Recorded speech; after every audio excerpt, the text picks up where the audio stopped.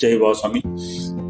ઘણી વાર લોકો એવી ચર્ચાઓ કરતા હોય છે કે ભાઈ મોક્ષ એ મોક્ષ મોક્ષ મોક્ષ યાની ક્યાં એમ મોક્ષ ખરેખર ઘણા એવું વિચારતા હોય કે મૃત્યુ પછી મોક્ષ આપણને પ્રાપ્ત થાય। મૃત્યુ પછી મોક્ષ પ્રાપ્ત ક્યારેય થતો નથી। જીવન જીવતા જીવતા જ મોક્ષની એક સ્થિતિ પ્રાપ્ત કરવાની હોય છે કે તમે સંપૂર્ણ એટેચમેન્ટ તમારું બધી જ જગ્યાએથી તમે હોવા છતાં તમે એની અંદર ના હોવા જોઈએ।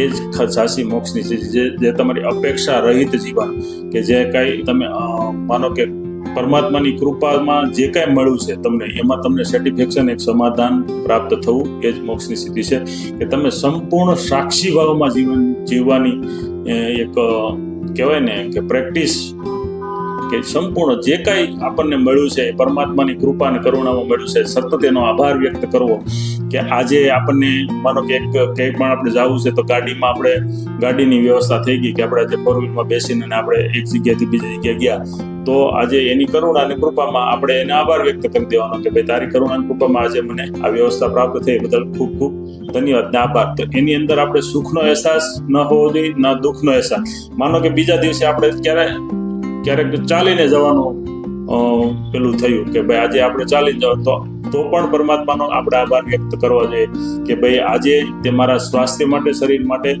આજે કંઈક જરૂરિયાત છે એટલા માટે આજે મને ચાલીને જવાનો અવસર પ્રાપ્ત થયો।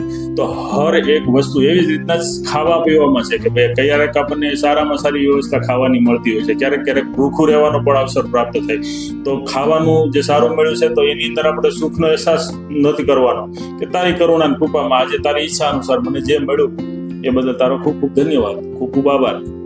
તો સંપૂર્ણ સાક્ષી ભાવ ક્યારેક આપણને માનો કે કઈક જગ્યાએ એવી જવાનું થયું અને એવી પરિસ્થિતિ નિર્માણ થઈ કે જ્યાં આપણને ભોજન પ્રાપ્ત નથી થયું તો ત્યારે આપણે પરમાત્માનો એ પણ આભાર માનવાનો કે આજે તે આ શરીર માટે ઉપવાસની જરૂર છે એટલે આજે મને ભોજનની વ્યવસ્થા। તો હરેક સ્થિતિમાં હરેક ક્ષણ પરમાત્માનો આભાર વ્યક્ત કરવો એની હરેક જે કાંઈ સુખ સુવિધાઓ આપણને પ્રાપ્ત થઈ છે એની અંદર આપણે બેલેન્સ રહીને જીવન વ્યતીત કરવું કે એની અંદર એટેચમેન્ટ ના હોવું, સંપૂર્ણ સાક્ષી ભાવ જે મળ્યું છે જે ઘટના મારી સાથે ઘટિત થઈ રહી છે સારી મોડી જે કાંઈ ખરાબ એ પરમાત્માની કૃપા અને કરુણામાં થઈ રહી છે।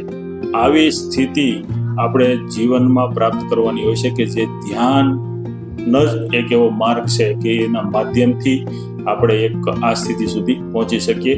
તો જીવનમાં હર એક આત્માએ ધ્યાન સાથે જોડાવવું જરૂરી છે અને ધ્યાનનો મેન ઉદ્દેશ જ એ છે કે સંપૂર્ણ તમારી સંપૂર્ણ ઈચ્છાઓને કહેવાય ને નષ્ટ કરવી અને સંપૂર્ણ સાક્ષી ભાવમાં જીવન જીવવું એ જ સાચો કહેવાય ને કે જીવન જીવતા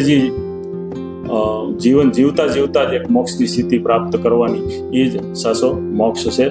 તો એટલા માટે જ જરૂરી છે કે આપણે આપણા જીવનની અંદર ધ્યાનને अपनाવું જોઈએ। जय वासा। कृपया आने वाले आध्यात्मिक और ध्यान के वीडियो की नोटिफिकेशन पाने के लिए बेल आइकन दबाएं और सब्सक्राइब जरूर से करें। जय बाबा स्वामी।